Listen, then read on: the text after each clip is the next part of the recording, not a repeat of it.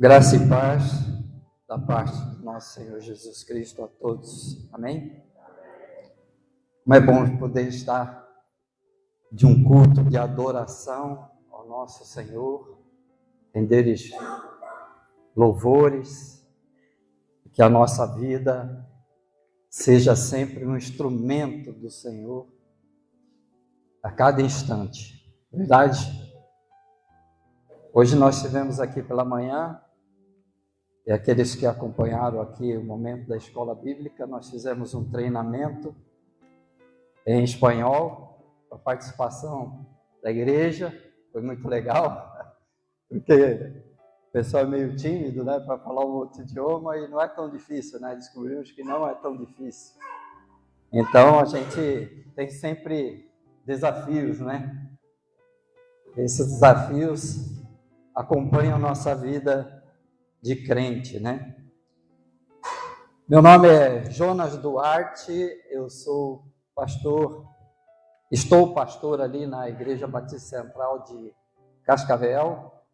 Eu moro em Santa Teresa do Oeste e hoje, como pastor, estou em missões, algumas atividades missionárias no Paraguai, especificamente com um projeto chamado Tenda da Esperança, onde nós vamos fazer um trabalho junto aos peregrinos que vão em Romaria, à cidade idólatra que é Cacupé.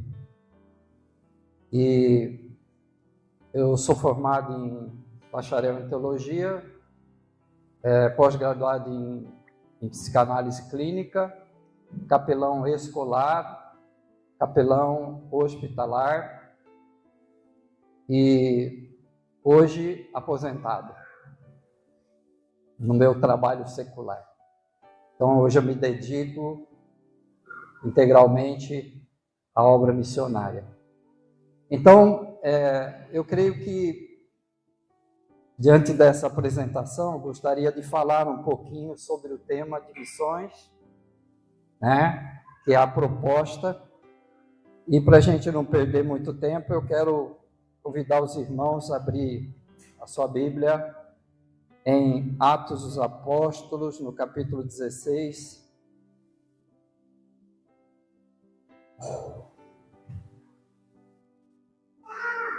Verso 30, especificamente.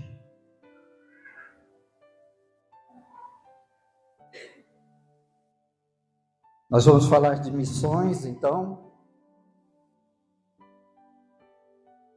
Verso 30, quem achou aí? Sua Bíblia, verso 30, capítulo 16 de Atos. Os irmãos podem ficar de pé.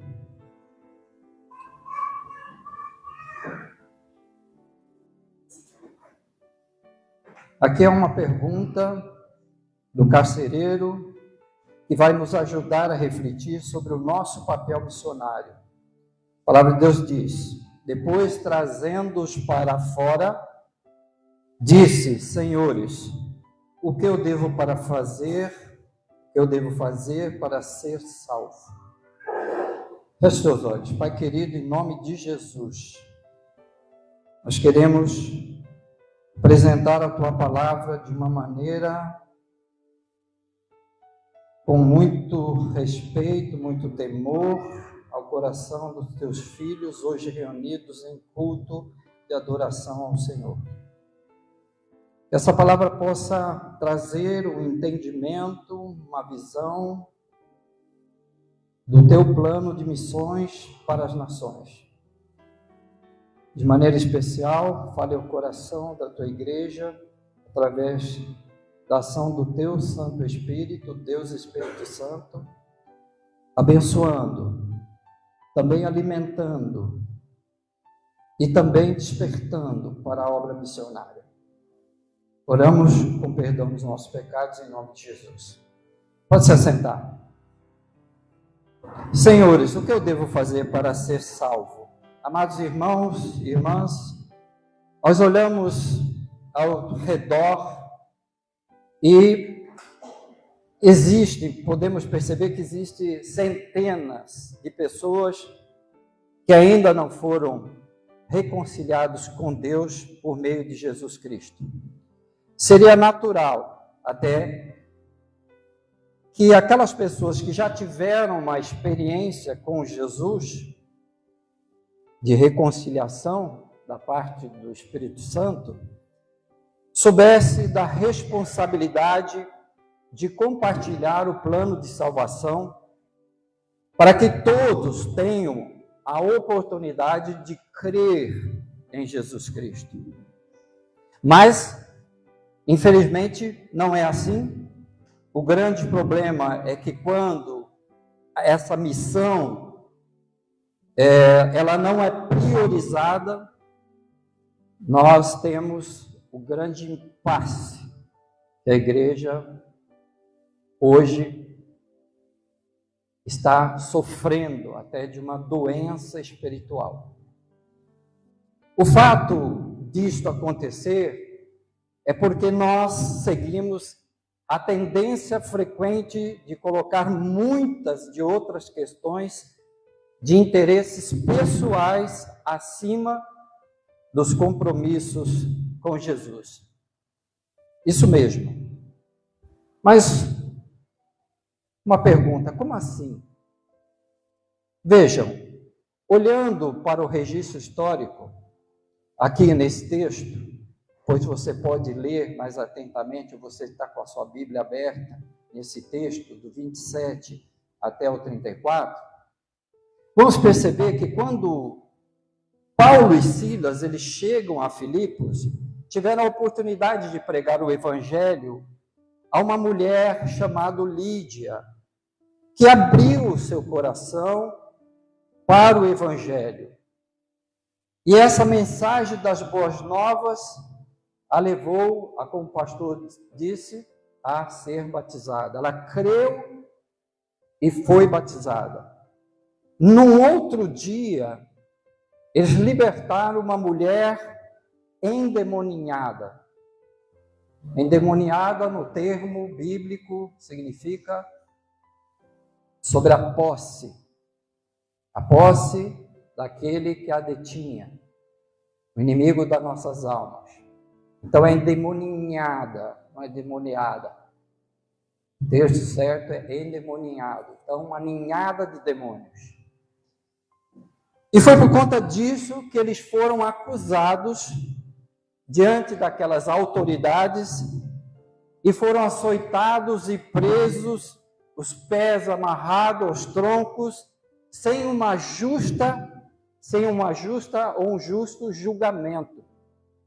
Esse é o contexto. Aquela situação nos dá a impressão de que algo muito injusto estava acontecendo com esses missionários. E, na verdade, afinal de contas, eles só estavam dedicando a sua vida à pregação do Evangelho. Nós sabemos que a palavra de Deus, ela sempre vai dizer que é assim mesmo. Você quer pregar o Evangelho, você vai ser perseguido. Se você não for perseguido, eu creio que você não está pregando o Evangelho ou a sã doutrina.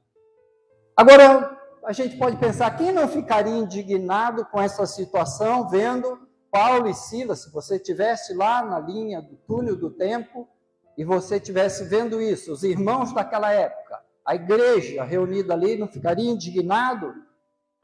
Aos nossos olhos, eles não mereciam ser castigados, não é verdade?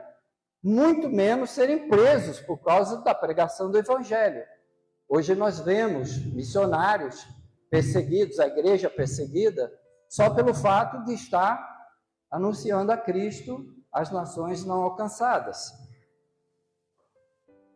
Quem não ficaria, indignado?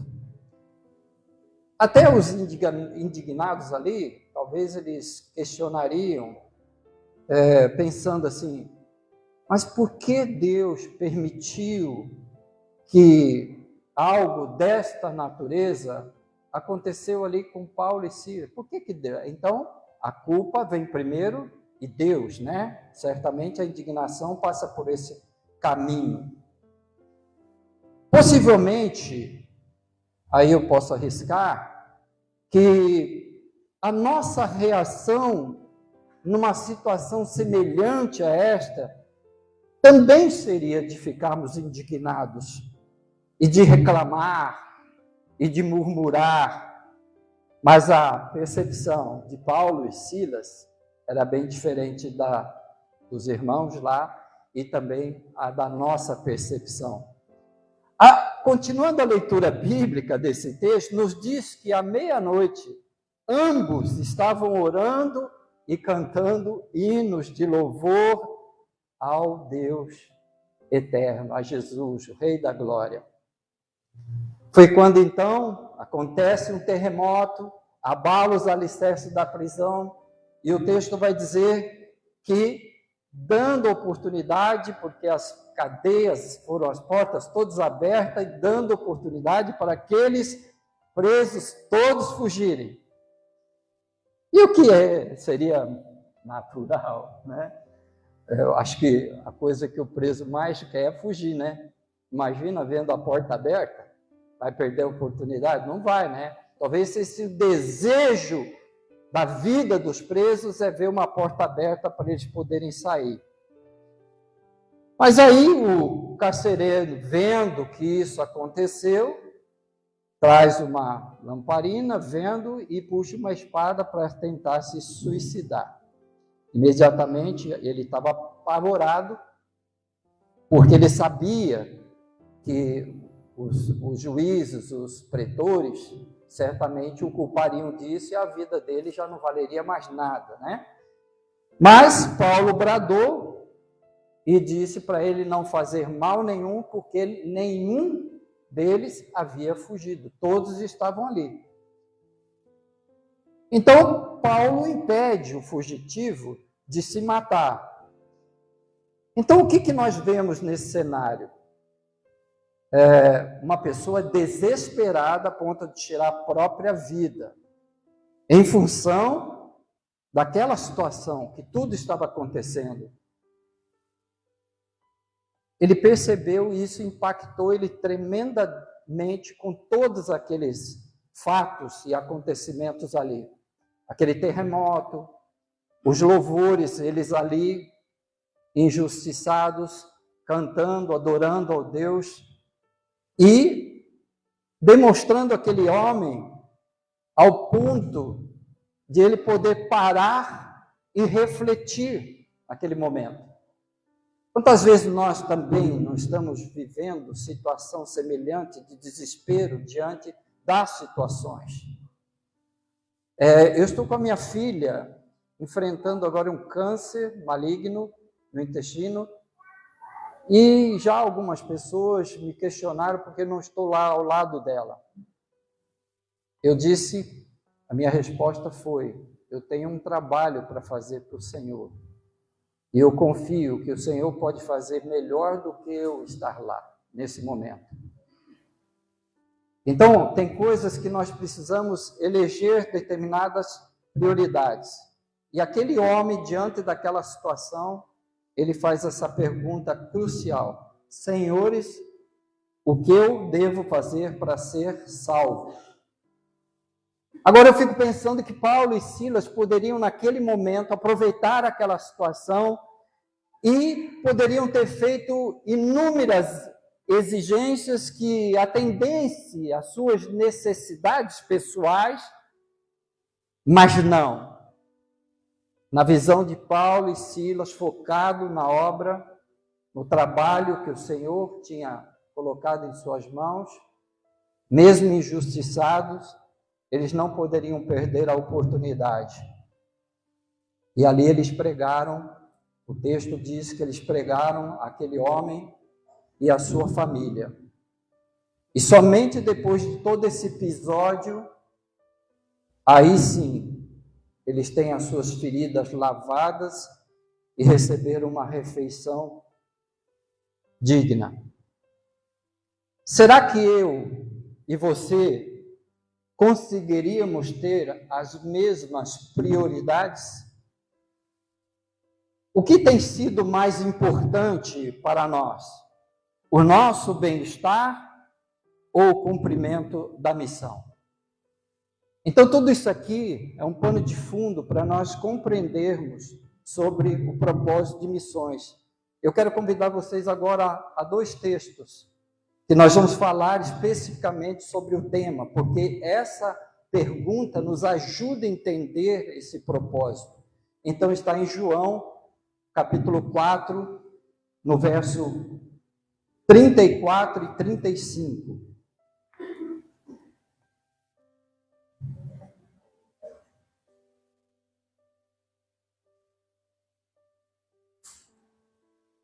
Evangelho de João 4, 34 e 35.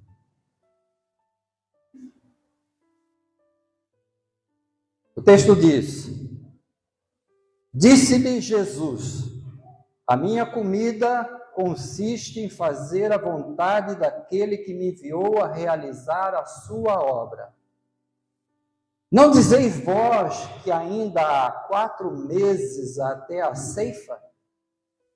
Eu, porém, vos digo, erguei os olhos e vede os campos, pois já branqueiam para a ceifa.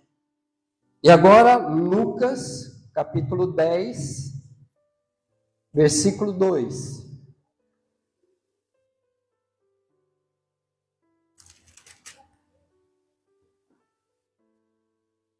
Dez, 2 de Lucas. E Jesus lhe fez a seguinte advertência: a seara é grande, mas os trabalhadores são poucos. Rogai, pois, ao Senhor da seara que mande trabalhadores para a sua seara. Vamos orar mais uma vez. Pai Celestial, aqui estamos na Tua presença, reunidos em Teu nome. Desejamos ouvir o que o Senhor tem para nos dizer, que nos leve a um despertamento da Tua igreja para a obra missionária. Fala com liberdade ao coração dos Seus filhos reunidos aqui essa noite, em nome de Jesus. Amém. Amados irmãos, irmãs queridos, estamos diante de um texto clássico que é usado em mensagens. Normalmente, essa mensagem eu ouvi há muitos anos, fiz uma adaptação dela e acho muito interessante e propício para os dias de hoje ainda. Elas são usadas, normalmente, esse texto, em mensagens de visas e campanhas que visam esse clamor, despertamento de missões. E eu creio, especificamente, que a razão disso é porque se trata não apenas de um ensino teórico, mas prático sobre o assunto. Esse texto fala diretamente sobre o engajamento de Jesus na obra missionária. Aqui não é o pastor Jonas, nem o pastor Elias, nem Paulo, nem Silas, nada. É o próprio Senhor Jesus que vai nos trazer lições sobre o engajamento da obra missionária. Ele é nosso espelho. Esse texto vai nos ajudar. Então, Jesus, em sua peregrinação a Jerusalém, ele fez questão de passar por Samaria, que é o contexto desse texto, a fim de pregar ali a palavra de Deus e deixar missionários ali. Aliás, essa era uma das estratégias de Jesus. Podemos lembrar, por exemplo, o exemplo daquele endemoniado gadareno, né, que ele deixou como missionário em Decápolis, conforme o texto lá de Marcos, capítulo 5, 20. Então, eu questionei, ao ler esse texto, e lembrei de que o que será que Jesus queria nos ensinar acerca dessa obra missionária com essas palavras ditas aqui. E eu encontrei 3 lições fundamentais para a igreja compreender esse engajamento na obra missionária, porque ela é tão importante, que ela tem que fazer parte do nosso DNA. E aí ela vai nos ajudar a esse despertamento, porque eu preciso entender a mensagem para que isso possa promover no meu coração uma atitude. Então, a primeira lição que eu aprendo com esse texto é que o trabalho missionário, ele requer prioridade na vida da igreja. No verso 34, os discípulos estavam preocupados ali com Jesus, porque já fazia 3 dias que ele não comia, ele só estava pregando. engajado na obra missionária.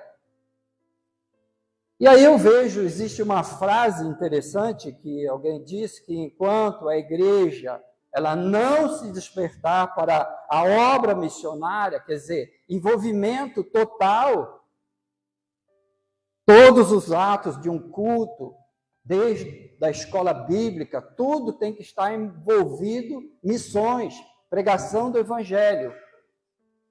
Se ela não faz isso, ela não cumpre o seu chamado e nem terá justificado a sua existência. Será apenas um grupo religioso.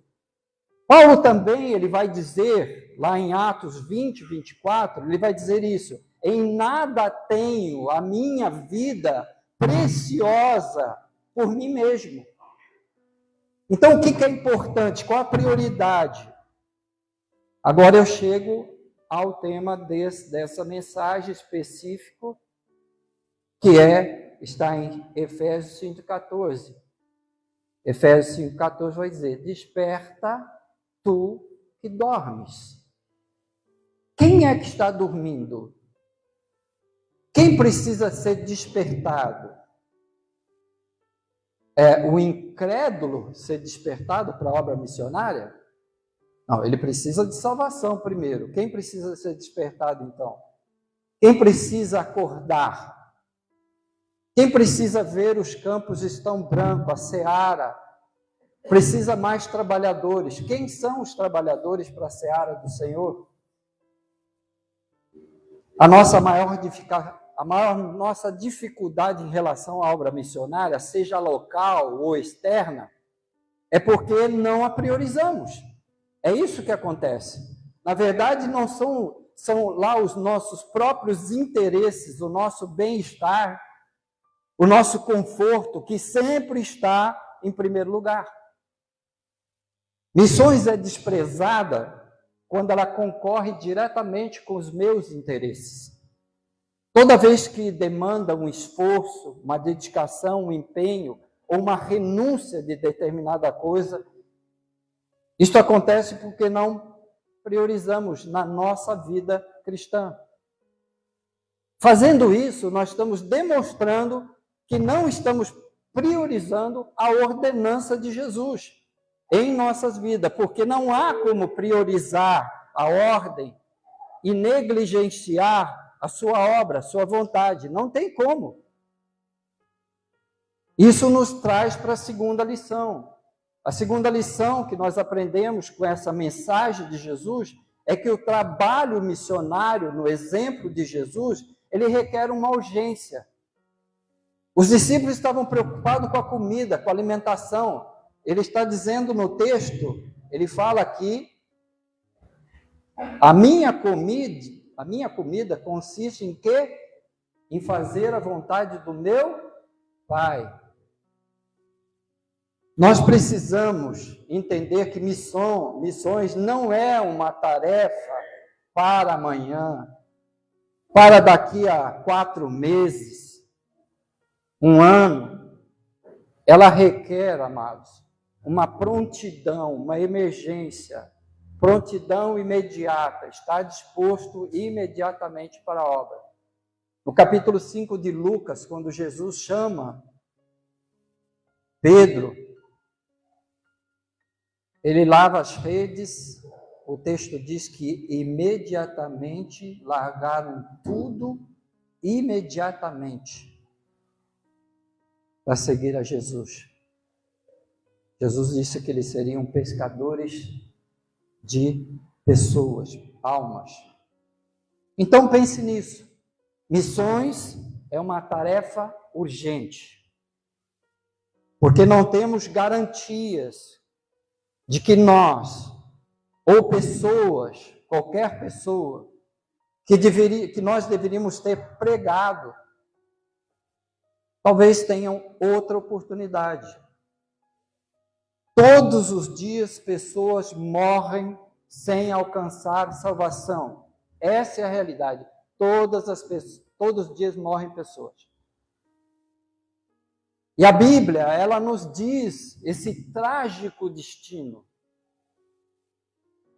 Todos aqui, se somos salvos, Nós estamos num ambiente muito confortável. Não é verdade? Já estamos desfrutando da vida eterna. Coisa maravilhosa, né? A gente acorda todo dia com a palavra de esperança no coração, renovada. As misericórdias do Senhor se renovam a cada manhã, né? É lindo, é maravilhoso. Agora, quem não está experimentando isso?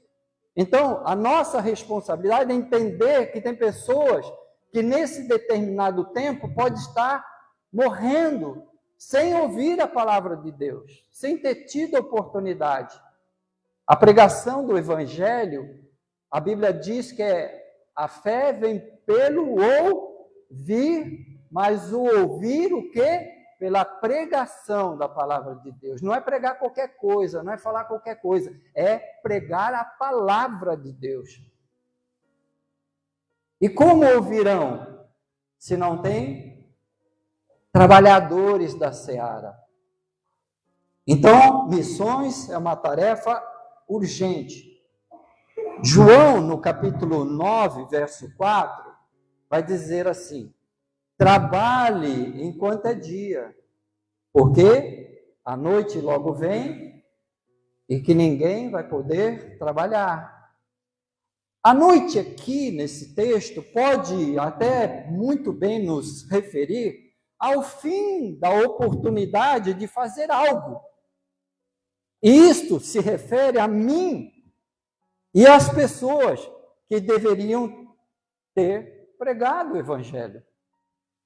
Ou então, quando a noite aqui, a morte, coloca aí, quando a morte vier, e geralmente ela vem sem aviso prévio, né? E sem obedecer lógica nenhuma, já terá sido tarde demais. O tempo, então, de se despertar para a obra missionária, o tempo é hoje, agora, é prioridade. Cada dia perdido, cada oportunidade desperdiçada ou negligenciada, porque na verdade nós estamos negligenciando a obra, vai ter um custo muito alto e imprevisível e irreversível. Ou seja, essa demora de pregar o Evangelho pode ser fatal para muita gente que está caminhando, como o provérbio diz, 14:12, para caminhos de morte. Isso nos leva à terceira lição que aprendemos com esse texto com Jesus. Esse trabalho de Jesus, esse trabalho missionário de Jesus, ele requer olhos levantados. Tem pessoas que parece que têm dificuldade de olhar para o alto.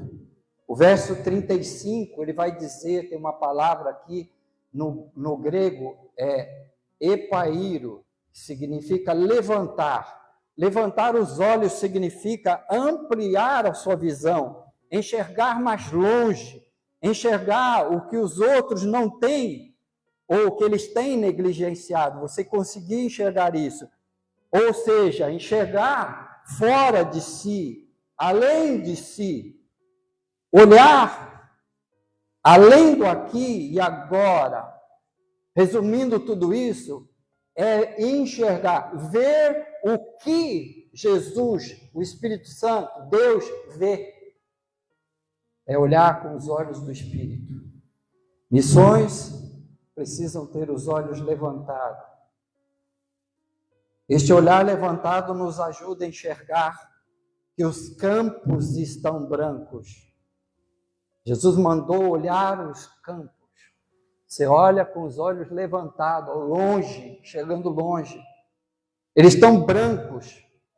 Significa que o Senhor tem multidões de pessoas aí prontas para fazer o quê? Você colher. Precisa quem? Os trabalhadores para a seara. Temos que atentar para essas oportunidades e as possibilidades e não as nossas limitações. Amados irmãos e irmãs, o mundo está em desespero e insegurança. Este é o tempo oportuno que a igreja tem para pregar e fazer grandes colheitas para o Senhor. O mundo está mais preparado para ouvir a palavra de Deus do que nós pregarmos para eles. Esta é a correlação correta. Jesus nos ensina nessa lição. Erguer os olhos também nos ajuda a olhar para cima e ver que a autoridade e a capacitação para isso, que é o ID, que é a ordenança para a igreja, vem dele. Lá em Mateus, capítulo 28, ele diz: toda a autoridade nos céus e na terra foi me dado. Todo poder, autoridade vem do alto, vem dele. Antes de nos enviar, ele fez questão de nos conscientizar que todo poder já tinha sido dado a ele. Essa é a relação. E lá em Atos 1:8, ele disse que recebereis, hoje fizemos esse texto, receberemos, e aí, poder, e sereis minhas testemunhas, Foz do Iguaçu, Paraná, né? Brasil, Paraguai, os confins da terra, né? Então, esse poder está sobre ele. Então, irmãos, é debaixo da autoridade de Jesus que caminhamos. É ele quem nos capacita e quem nos dará as palavras corretas para podermos pregar. Eu lembro de um livro de Hudson Taylor, a história de Hudson Taylor, um dos maiores missionários, né, enviados pela Missão Batista Inglesa à China. Ele disse a seguinte frase: não são os grandes homens que transformam o mundo, mas sim os fracos e pequenos na mão do grande Deus. Então, o tamanho que você seja, irmão, com as suas limitações, você só precisa permitir que você seja um instrumento nas mãos do Senhor. Só isso. O que Moisés falou? Eu não, 5 vezes, né? Eu não. Até que ele falou: vai eu mesmo, né? Sou eu, não dá para escapar. Então, Jesus está falando isso. Nós está nos ensinando que a obra ela acontece nesses ambientes de prioridade, né? De urgência, né? E de que nós temos que enxergar o propósito. Então, resumindo isso, fazer missões é você estar na dependência do poder de Deus. Amém, irmãos? Vamos ficar de pé, feche os olhos, vamos orar, né? Eu acho que esse texto pode ser explanado e falado ao seu coração, né, com entendimento. Então, feche os teus olhos, vamos orar.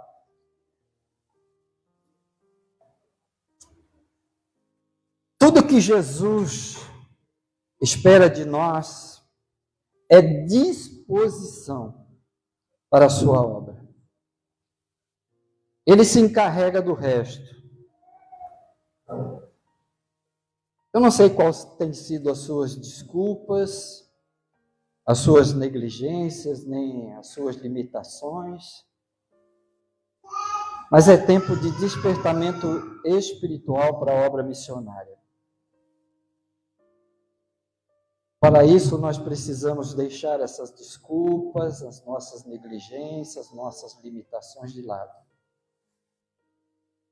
Nós não podemos cair na cilada de Satanás em nossas vidas, fazendo que nós venhamos a priorizar o nosso bem-estar, em prejuízo da obra missionária. Não permita, Senhor. Vamos lembrar mesmo do que o carcereiro, da pergunta do carcereiro nesse texto que estudamos hoje. O que eu devo fazer para ser salvo? Essa pergunta ela tem que ecoar na vida dessas pessoas perdidas. Essa é a pergunta mais importante do cenário missionário, que somente nós, os salvos, podemos responder a essas pessoas. Então, Deus, nos ensina esse tempo de levantar os olhos, Senhor, e compreendermos que os campos estão brancos, que é tempo de priorizar a Tua obra e o Seu reino e a Sua vida, e de conscientizar. Nós precisamos ser conscientizados da urgência desse serviço, Senhor.